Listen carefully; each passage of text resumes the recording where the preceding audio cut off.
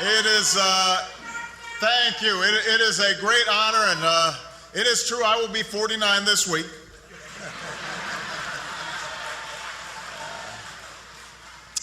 I have a lot more gray hair than I did last year. It is an extraordinary honor to be here.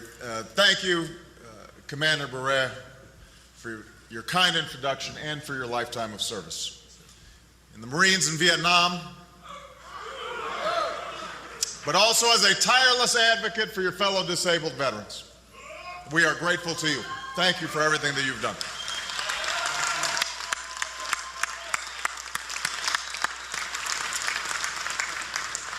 I want to thank your great leadership team for welcoming me today. Chairman Ray Dempsey. Absolutely. Incoming Commander Wally Tyson. National Adjutant Art Wilson.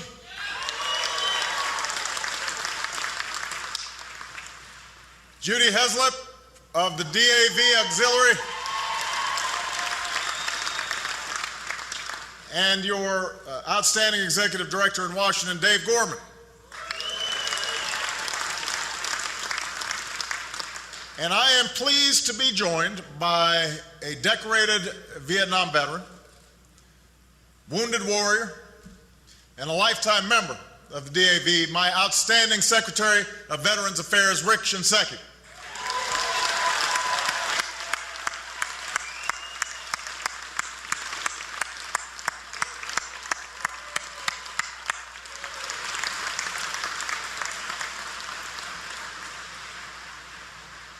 Disabled American veterans, I valued your advice and counsel when I was a senator and when I co-sponsored the post-9/11 GI Bill. You were one of the first veterans organizations that I called upon when I began my presidential campaign. And as president, it's been my pleasure to welcome you to the White House to make sure America is serving our veterans as well as you've served us.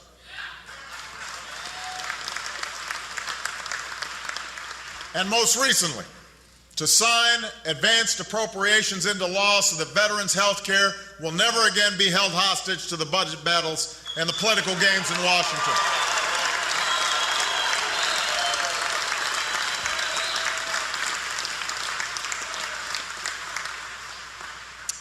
Now, there's another visit I won't forget. I was in the Oval Office expecting a visit from the DAV, and in comes Bobby carrying a baseball bat. Now, it's not every day that somebody gets past the Secret Service carrying a baseball bat. You may have heard about this. It turns out it was a genuine Louisville Slugger. I thank you for going to bat for our veterans on advanced appropriations. So I'm grateful for that symbol of our partnership, and I'm proud of the progress we've achieved together. But as one of your outstanding DAV members from Illinois just reminded me, there's a promise I made during the campaign. It was a promise made and it was a promise kept. And I intend to keep on keeping my promises to the veterans of America. In the life of our nation, not every generation has been summoned to defend our country in its hour of need. But every generation, to answer that call, has done so with honor and with courage. Among you are members of that generation that saved the world from fascism. I was honored to stand with our World War II vets at Normandy last year for the anniversary of D-Day. And this year, as we mark the 65th anniversary of our victory in that war, we once again salute our veterans of the Second World War.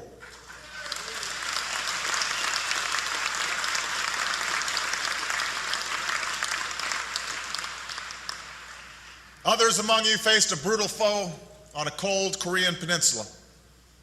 This year, as we mark the 60th anniversary of that conflict, I will be proud to travel to the Republic of Korea in November to pay tribute to our veterans of the Korean War.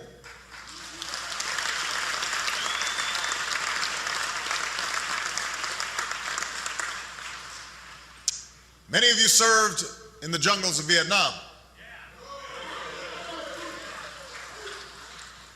You also served with honor, exemplary dedication and courage, but were often shunned when you came home. That was a national disgrace, and it must never happen again.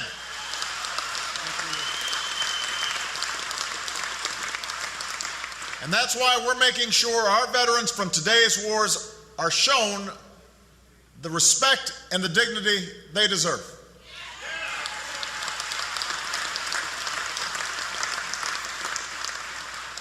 And whether you served in the Gulf to free a captive Kuwait, or fought in the streets of Mogadishu, or stopped an ethnic slaughter in the Balkans, you too are a part of an unbroken line of service stretching across 2 centuries.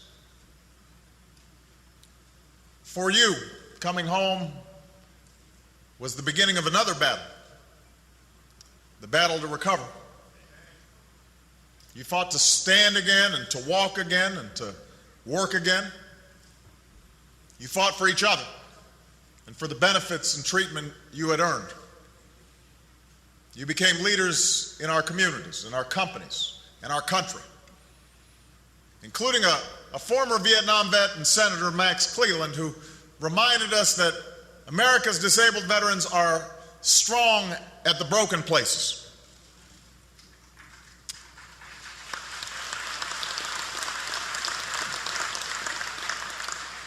Today, your legacy of service is carried on by a new generation of Americans. Some stepped forward in a time of peace, not foreseeing years of combat. Others stepped forward in this time of war, knowing they could be sent into harm's way. For the past 9 years, in Afghanistan and Iraq, they have borne the burdens of war. They and their families have faced the greatest test in the history of our all-volunteer force, serving tour after tour, year after year. Through their extraordinary service, they have written their own chapter in the American story. And by any measure, they have earned their place among the greatest of generations.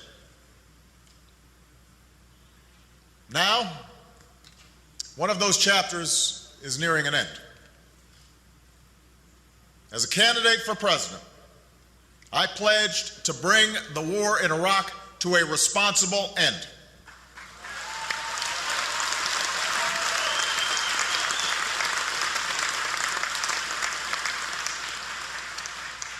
Shortly after taking office, I announced our new strategy for Iraq and for a transition to full Iraqi responsibility. And I made it clear that by August 31st, 2010, America's combat mission in Iraq would end.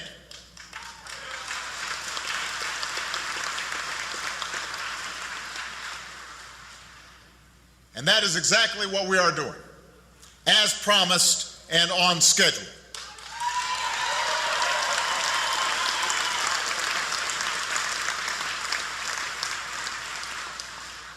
Already, we have closed or turned over to Iraq hundreds of bases. We're moving out millions of pieces of equipment in one of the largest logistics operations that we've seen in decades. By the end of this month, we'll have brought more than 90,000 of our troops home from Iraq since I took office. More than 90,000 have come home.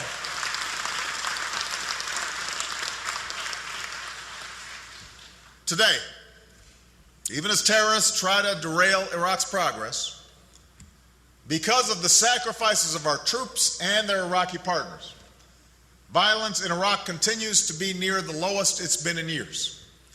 And next month, we will change our military mission from combat to supporting and training Iraqi security forces.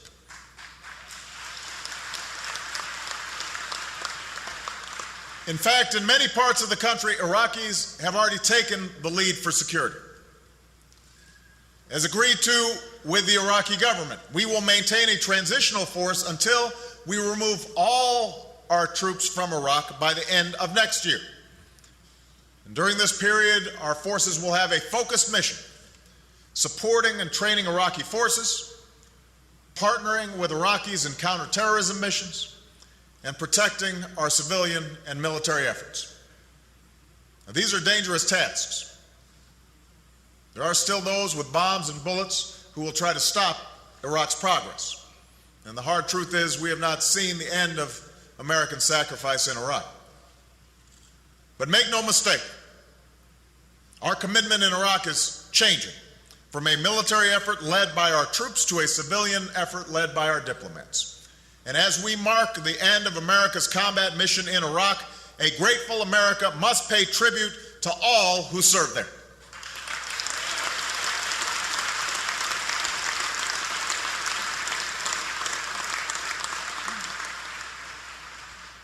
Remember, our nation has had vigorous debates about the Iraq War. There are patriots who supported going to war and patriots who opposed it. But there has never been any daylight between us when it comes to supporting the more than 1 million Americans in uniform who have served in Iraq, far more than any conflict since Vietnam. These men and women from across our country have done more than meet the challenges of this young century. Through their extraordinary courage and confidence and commitment, these troops and veterans have proven themselves as a new generation of American leaders. And while our country has sometimes been divided, they have fought together as one. While other individuals and institutions have shirked responsibility, they have welcomed responsibility.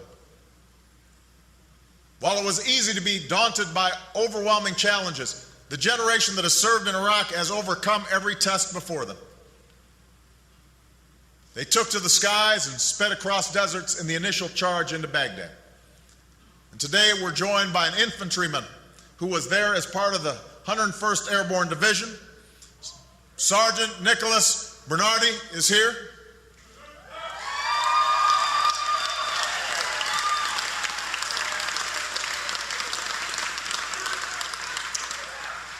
When invasion gave way to insurgency, our troops persevered block by block, city by city, from Baghdad to Fallujah. As a driver in a transportation company, this soldier endured constant attacks but never wavered in his mission. And we thank Sergeant Dan Kanabi. Thank you, Dan.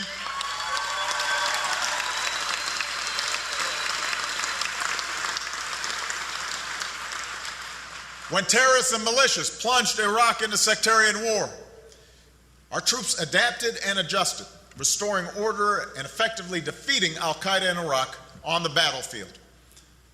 And among those who served in those pivotal days was a scout with the 1st Cavalry Division, Specialist Matt Seidel. Matt.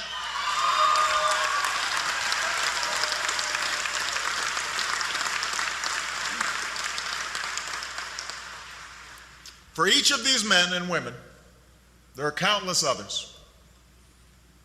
We honor them all. Our young enlisted troops and non-commissioned officers who are the backbone of our military, the National Guardsmen and reservists who served in unprecedented deployments, more women tested by combat than any war in American history,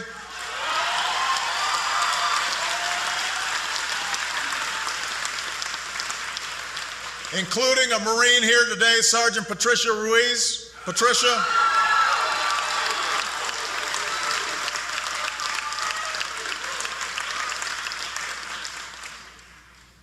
I teased Patricia. I said, she looks like she's still in high school. But she's a Marine.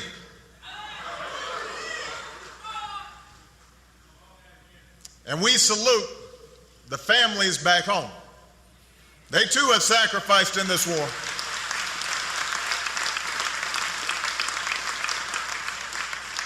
That's why my wife, Michelle, and the Vice President's wife, Dr. Jill Biden, have made it their mission to make sure America takes care of our remarkable military families, including our veterans.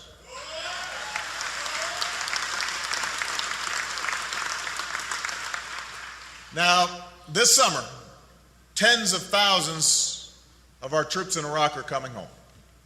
Last week, Vice President Biden was at Fort Drum to help welcome back members of the legendary 10th Mountain Division.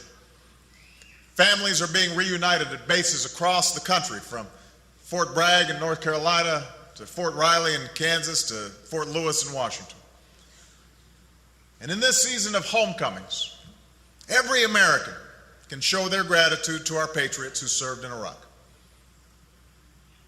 As we do, we are humbled by the profound sacrifice that has been rendered. Each of the veterans I've mentioned carried with them the wounds of this war. And as a nation, we will honor forever all who gave their lives, that last true measure of devotion, in service in Iraq. Soldiers, sailors, airmen, Marines, Coast Guardsmen, active, Guard, Reserve. Even as we end the war in Iraq, even as we welcome home so many of our troops, others are still deployed in Afghanistan. So I want to remind everyone, it was Afghanistan where Al-Qaeda plotted and trained to murder 3,000 innocent people on 9/11. It is Afghanistan and the tribal regions of Pakistan where terrorists have launched other attacks against us and our allies. And if Afghanistan were to be engulfed by an even wider insurgency, Al-Qaeda and its terrorist affiliates would have even more space to plan their next attack. And as President of the United States, I refuse to let that happen.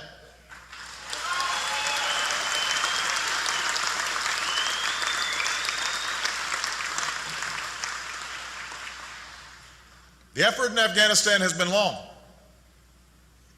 and been difficult. And that's why, after years in which the situation had deteriorated, I announced a new strategy last December. A military effort to break the Taliban's momentum and train Afghan forces so that they can take the lead for their security. And a civilian effort to promote good governance and development that improves the lives of the Afghan people. And deeper cooperation with Pakistan to root out terrorists on both sides of the border. We will continue to face huge challenges in Afghanistan. But it's important that the American people know that we are making progress and we are focused on goals that are clear and achievable. On the military front, nearly all the additional forces that I ordered to Afghanistan are now in place. Along with our Afghan and international partners, we are going on the offensive against the Taliban, targeting their leaders, challenging them in regions where they had free rein, and training Afghan national security forces.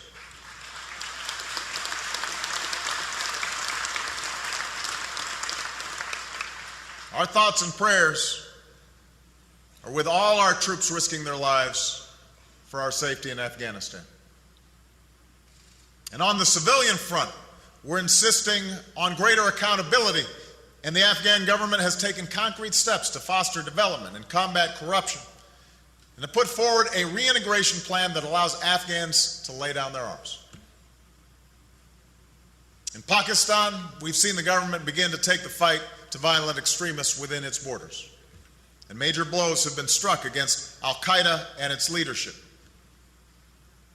Because in this region and beyond, we will tolerate no safe haven for Al-Qaeda and their extremist allies. We will disrupt, we will dismantle, and we will ultimately defeat Al-Qaeda.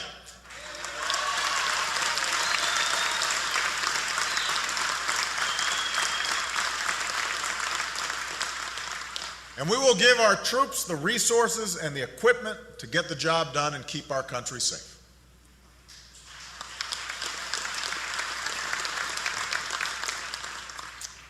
At the same time, every American who has ever worn the uniform must also know this: your country is going to take care of you when you come home.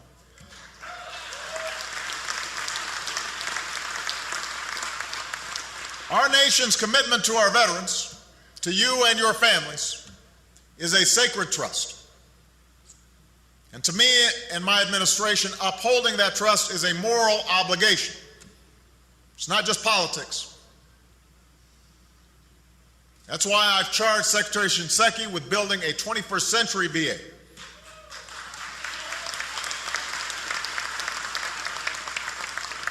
And that includes one of the largest percentage increases to the VA budget in the past 30 years.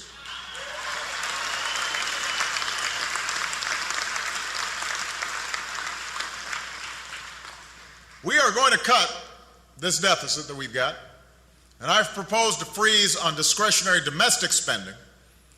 But what I have not frozen is the spending we need to keep our military strong, our country safe, and our veterans secure. So we're going to keep on making historic commitments to our veterans.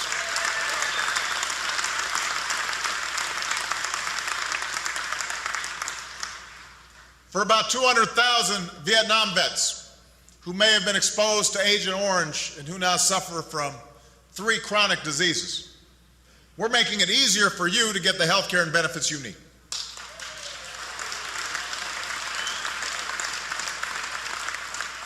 For our Gulf War veterans, we've declared that 9 infectious diseases are now presumed to be related to your service in Desert Storm.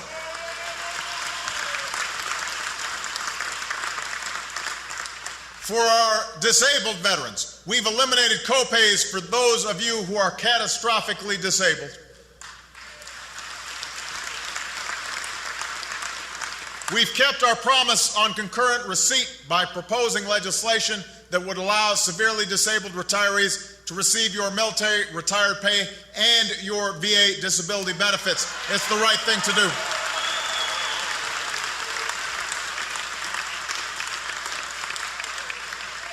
We've dramatically increased funding for veterans health care across the board, and that includes improving care for rural veterans and women veterans.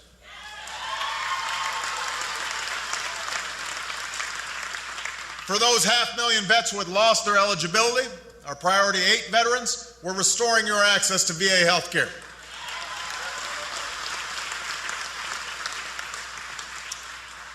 And since the rumors continue to fly, even though they are wrong, let me say it as clearly as I can. The historic health care reform legislation that I signed into law does not, I repeat, does not change your veterans' benefits. The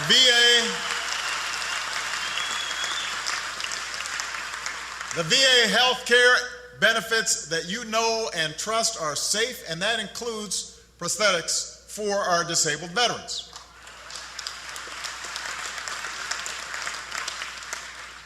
Thanks to advanced appropriations, the delays for funding of veterans' medical care are over. And just as those delays were unacceptable, so too are long delays in the claims process.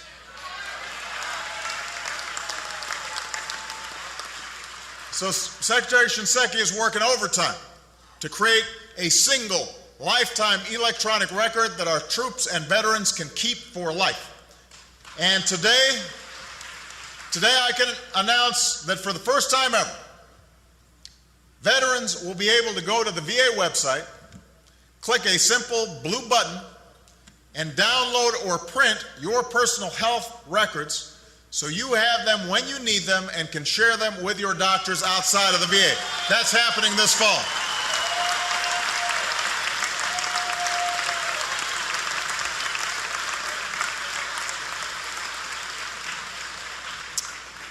We're hiring thousands of new claims processors to break the backlog once and for all. And to make sure the backlog doesn't come back, We're reforming the claims process itself with new information technologies and a paperless system. I got an amen over here.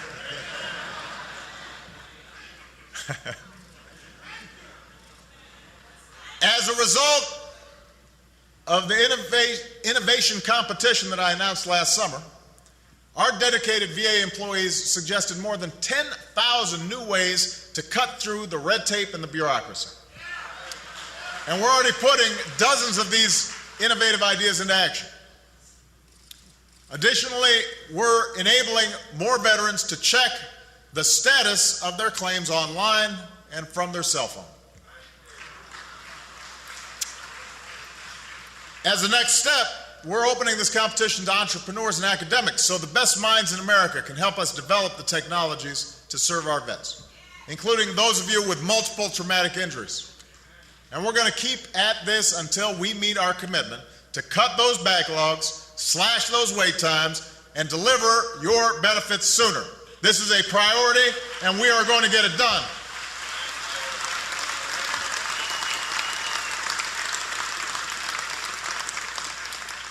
We're making progress in ending homelessness among our veterans. You know, today, on any given night, there are about 20,000 fewer veterans on the streets than there were when we took office. But we're not going to be satisfied until every veteran who has fought for America has a home in America. We will not stop.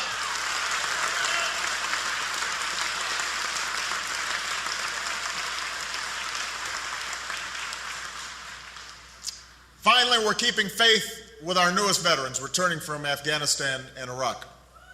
We're offering more of the support and counseling they need to transition back to civilian life. That includes funding the post-9/11 GI Bill, which is already helping more than 300,000 veterans and family members pursue their dream of a college education.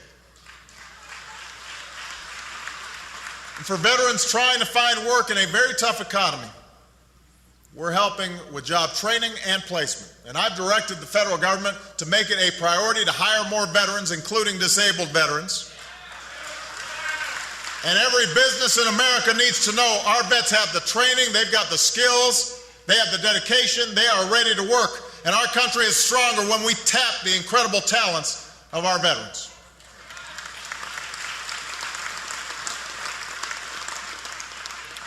For those coming home injured, we're continuing to direct unprecedented support to our wounded warriors in uniform.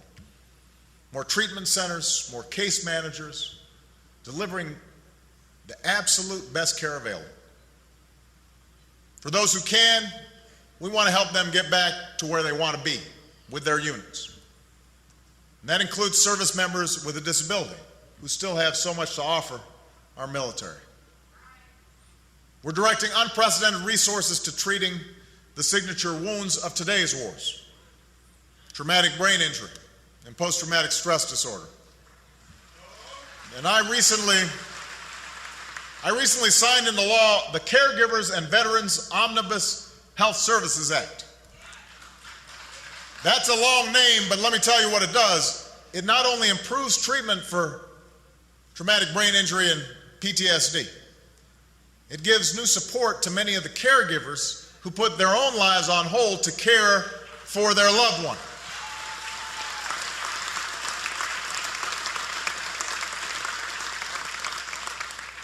And as so many of you know, PTSD is a pain like no other.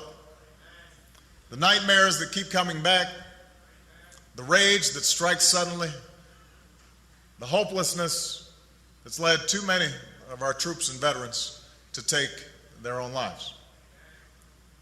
So today I want to say, in very personal terms, to anyone who is struggling, don't suffer in silence.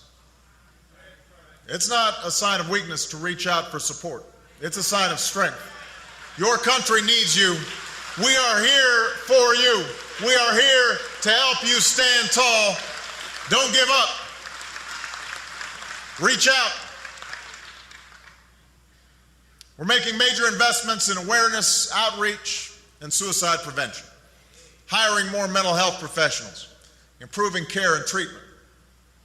For those of you suffering from PTSD, we're making it a whole lot easier to qualify for VA benefits. From now on, if a VA doctor confirms a diagnosis of post-traumatic stress disorder, that is enough, no matter what war you served in.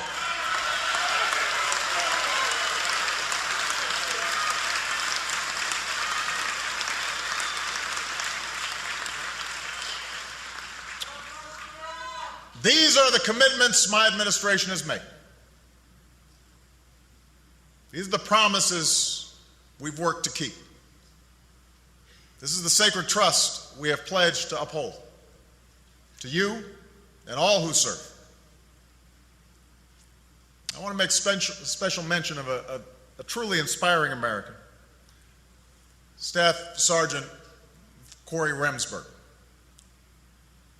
He was at Bethesda during one of my periodic visits to see our wounded warriors. And as I walked into his room, I saw a picture on the wall, and it was a picture of the two of us together. See, I had met Corey before, back at the D-Day anniversary in Normandy. Good-looking young man, a proud Army Ranger. He had joined in a reenactment of that historic paratroop jump. Then soon after, Corey served on his 10th deployment since 9/11. That's right, his 10th deployment. And that's when an IED nearly took his life. The traumatic brain injury was severe. Corey was in a coma for months. It seemed possible that he would never wake up. But then something happened.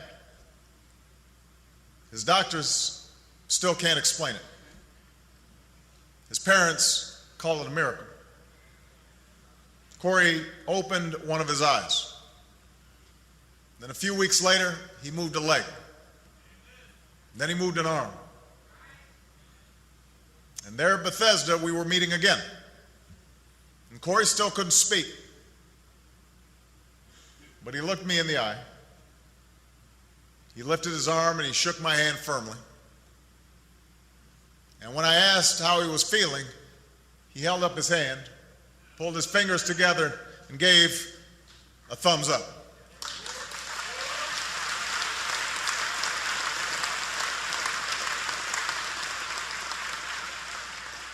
Today, Corey is at a VA hospital in Florida. And with the support of his family and VA staff, he's working hard every day to regain his strength. He's got to learn to speak all over again.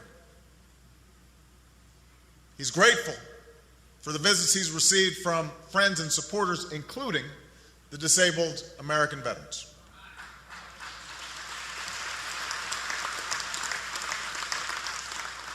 And Corey's only 27 years old. He knows he's got a long and very hard road ahead. But he pushes on, and he's determined to get back to his fellow Rangers. And when someone at the hospital said, "Corey, you're going to walk out of here someday," he said, "No, I'm going to run out of here."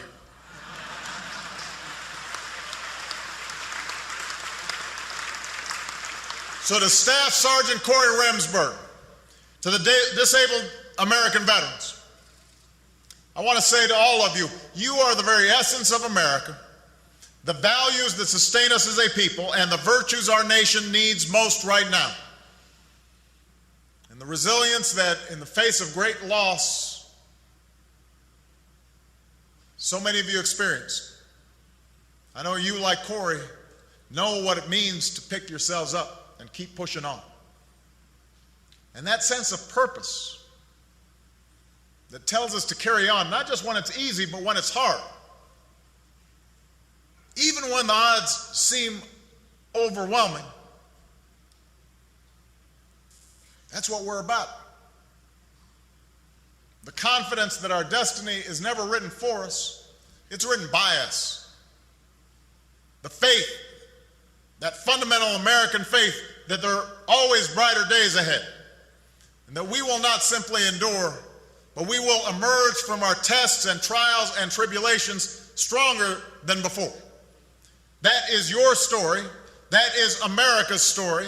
And I'm proud to stand with you as we write the next proud chapter in the life of the country we love. God bless you.